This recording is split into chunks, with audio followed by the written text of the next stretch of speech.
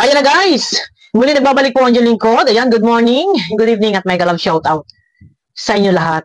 Dito guys, lihis muna tayo, wala pa namang Danjoy. At kung may Danjoy ay dyan mag-reaction tayo, no? Ang ating topic dito ay yung pagkakaroon po ng laban bawi. Yung mga bumuo ng mga team, gumagawa ng group chat, merong fundraising, yan, andyan yung mga founder, ginagamit ang beneficiary ng Kalingap, lalo na itong si Reyna. And then, nakalikom ng pera, di umano'y para sa pabahay, di umano'y para sa pa-Saint Luke, gayong wala namang pinaplano pa si Kalingap Rab. Dahil alam naman natin, guys, no, sana samahan niyo po ako hanggang sa matapos ang aking video. Guys, pakiclick naman po muna ng thumbs up, no. Alam ko na kayo ay nakasubaybay din kay Kalingap Rab. Walang ina-update si Kalingap Rab na pambabahayan si Reyna dahil hindi pa panahon para pabahayan.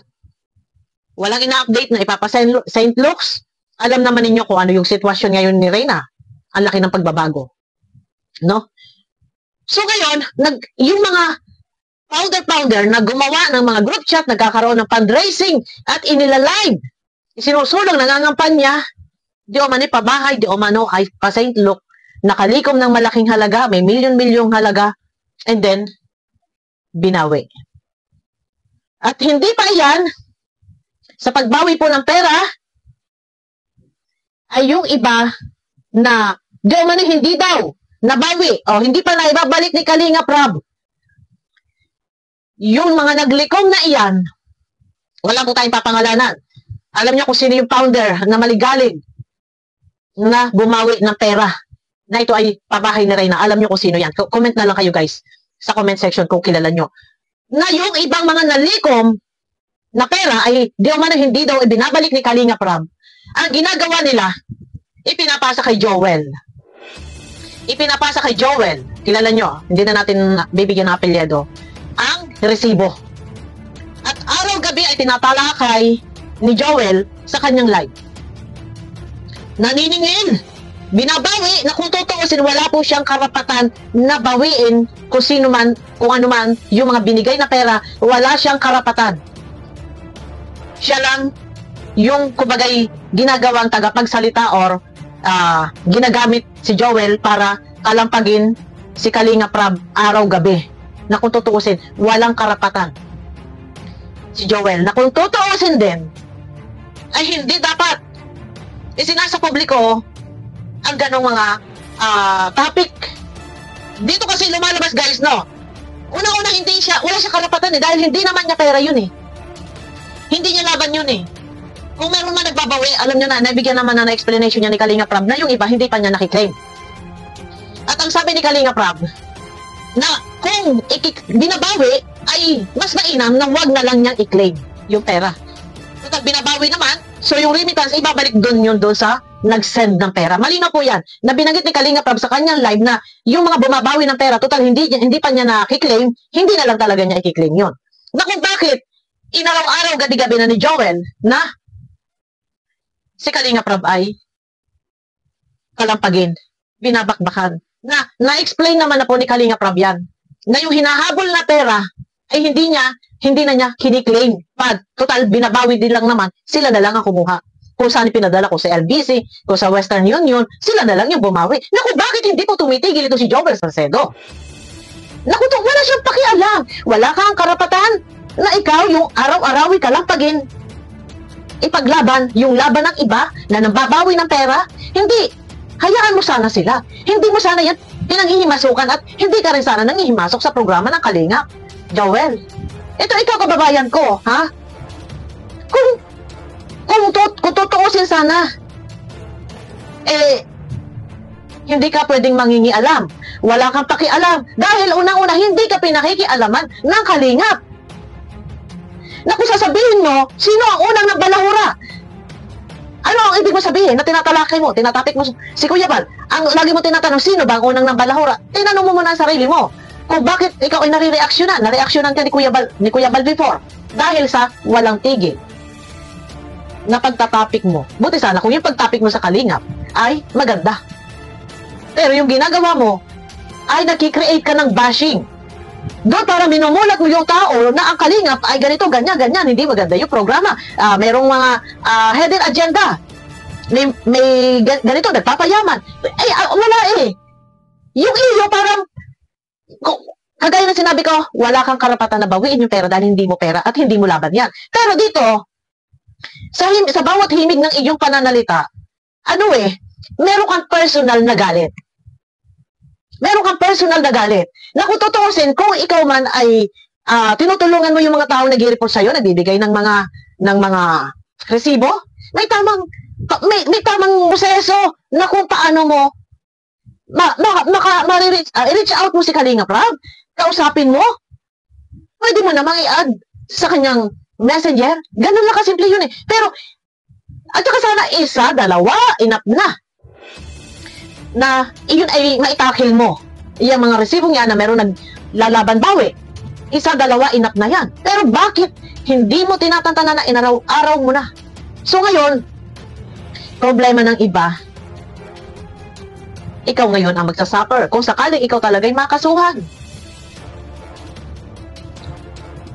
Medyo, sa tingin ko, parang nagiging strong ka, nagiging malakas ka, matapang ka, matatag ka, dahil sa sul-sul ng mga nasa comment section na ipinupos ka, go, ha?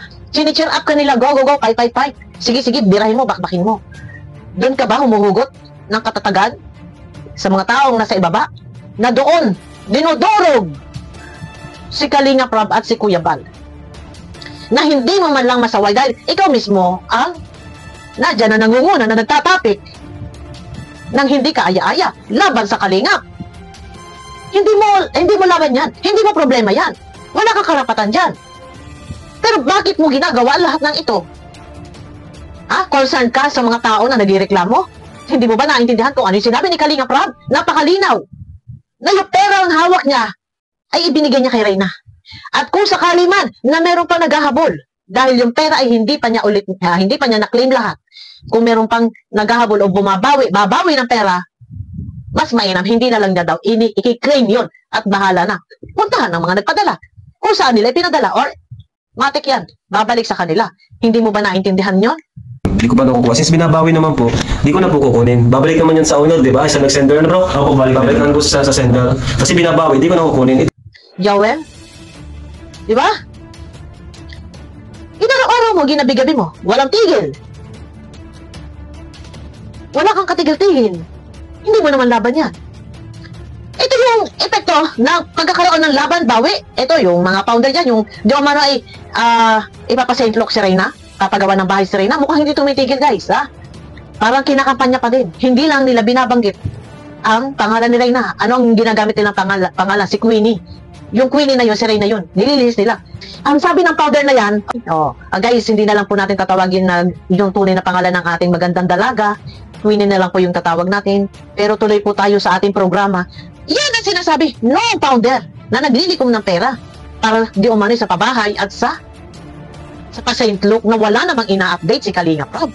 Masyado silang garang-gara, atat-atat, bida-bida, gusto ipababahayan. Tapos, ang nangyayari pa, mismo partido, si Melanie, may hawak ako, resibo, na si Melanie ay binibigyan nila ng pera. May hawak ako, shoutout kay Kuya Bal. Isasend ko sa'yo ang resibo. Nakatunayan, sila, binibigyan nila si Melanie ng pera. May hawak po ako. May hawak ako, guys. Naipasa ko nga yun eh. Naipakita ko nga kay Roda yun eh. Nagulat nga si Roda eh. Na bakit may lumabas na ganun. May record. May record. Ito mga gumagawa ng founder na to. Tapos ngayon, nagbabawi-bawi. Baka bandang huli. Ito din. Baka mamaya, mag-iingat si Melanie. Dahil kung ikaw man ay, yan, kung yung nakakatanggap ka, baka mamaya ay magbawi-bawi din. Dito guys, ang mangyayari dito, buti na lang, talagang si Reyna ay nasa Kalingap. No? Huwag sana humantong doon sa, ang mangyayari, mismong si Melanie at ang Kalingap ay magkakaroon din ng hindi pagkakaunawaan dahil sa, may mga balakid eh, may mga nanggugulo eh, may mga humaharang eh. Itong mga bumubuo ng team na yan, na di umana si Reyna ay papasentlok, si Reyna ay pababahayan. Sila, hindi ba nila naiisip na pababahayan nila ang bata na alam nilang hindi pa kayang mamuhay? Hintayin nila yung tamang panahon. No? Pababahayan, sino titira? Pababahayan para kay Reyna? Sino titira? Kaya ba ni Reyna tumira? Ang inyong ginawa plano na ang inyong pababahayan si Melanie, mas maganda pa eh kung si Melanie. Kung si Melanie ang inyong pababahayan, mas maganda pa eh. Pero si Reyna, ang inyong punteriya, gamit na gamit ang pangalan ni Reyna para sa paglilikom ng pera. Tapos ngayon, magkakaroon ng bawian. Ha? Nang hindi na ibigay lahat-lahat. Sumbong, takbo doon. Kay Salcedo, takbo doon kay Salcedo. Doon, ipinapasa yung mga resibo. Pero nabigyan linaw na yan ni Kalinga Prab na ang pera hindi na niya kiniklaim. Bahala na yung nagpadala na kunin. Total, binabawi sa kanya. Bakit pa nga ba naman ikiklaim? Kaya dito, ang aking masasabi lang kay Salcedo, no? Hindi kita ibabas, hindi kita yuyurakan kung ang iyong pagkatao or kung ano man. Ang aking lang pakiusap lang, ha? Bilang ikaw kababayan ko, pero tayo minsan yung nagkakasalpukan. Nire-reactionan kita, nire-rebatal mo ako. Bilang ikaw ay kababayan ko, mas mainam na tigilan mo. Tigilan mo na ang katatapi kay Kalinga Prab. Inaraw-araw gabi mong kinakalampag na kung tutuusin, wala ka naman talagang karapatan dyan. At hindi mo naman din talaga pera yan. Laban ng iba yan. Huwag mo na pakialaman. Huwag mo na pakialaman. Pero, ayun na, huli na. Ilang beses na. Siguro, okay lang siguro. Hindi naman talaga, sabihin na natin pwede siyang magsalita. Siya yung mag-voice out, siya yung bugaw, boses ng mga tao nagreklamo. Okay, nandun na. Sabihin na natin, isa, dalawa ay enough na. Na yan ay na-broadcast mo, yan ay naipakil mo, yan ay naipahayag mo or nanawagan ka, isa, dalawa, enough na. Pero hindi lang po 10 video, hindi lang 15 video ang ginawa mong pagtatapik sa Kalingap. Diba? Dito lumalabas na meron kang personal na galit sa Kalingap or kasi ano eh, kung ang ipinaglalaban mo lang doon lang sa pagbawi, okay, doon ka lang mag-focus. Pero iba eh. Parang iba yung motibo eh. Hindi lang siya doon nakapokus sa binabawi yung pera. Hindi lang po doon. Iba, may motibo pa na meron siyang personal na galit, hinanakit sa Kalingap. Pinipersonal niya yung Kalingap. Yun lang yung sa akin. Sana hindi mo na lang pinakialaman. Tsaka ano yan eh. Wala kang karapatan eh. Kabayan, no? Wala kang karapatan kasi hindi mo pera. Laban na iba yan eh. Sabi ko nga kanina, okay lang siguro, isa, dalawa na naipakil mo, na-broadcast mo, naipahayag mo, nanawagan ka, pero inaraw-araw gabi mo. Pero yan ay nabigyan na ng kapaliwanagan ni Kalinga Prab. Pero bakit tuloy-tuloy pa din? At ayaw mong tantanan. Thumbnail mo pa rin talaga yung mukha niya, kalakit doon yung resibo na paniningil, pambabawi ng pera, na para bang lumalabas doon na si Kalinga Prab ay parang nanloko ng kapwa, parang scammer, parang ganun yung datingan. Medyo hindi maganda. Kasi dito, paano kung merong ibang viewers na babago pa lang pasok, salta sa Kalingap, tapos ganyan, napapanood yung sayo, anong isipin ng tao? No? Kaya, ang akin lang, sana, tigilan na, pero tigilan man ay, ano nga kung ganyan, si Kuya Bal ay tutuloy, wala na, huli na. Na hindi mo naman laban yan, laban ng iba yan, at wala ka namang karapatan. No? Ayun lang. Dahil lang yan, dito sa mga bumubuo sa mga nagliliko ng pera, matitigas din yung mukha eh. Yung mga nagliliko ng pera, matitigas ang mukha hanggang sa ngayon. Sige pa rin yung paglalay.